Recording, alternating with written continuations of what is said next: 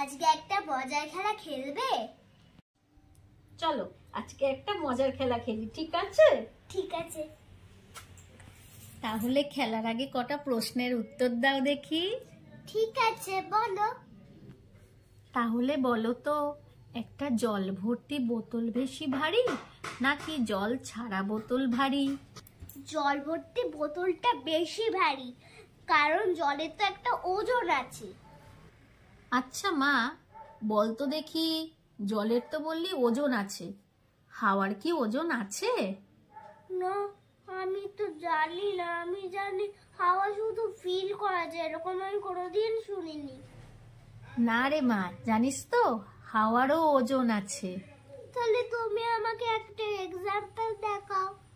ঠিক আছে, তাহলে তাই হোক। দেখ মা, হাওয়ার ওজন প্রমাণ করতে গেলে আমাদের লাগবে একটা স্টিক, একটা বালুন পাম্প, একটা সিজার, থ্রেড, টেপ এবং দুটো বালুন, ঠিক আছে?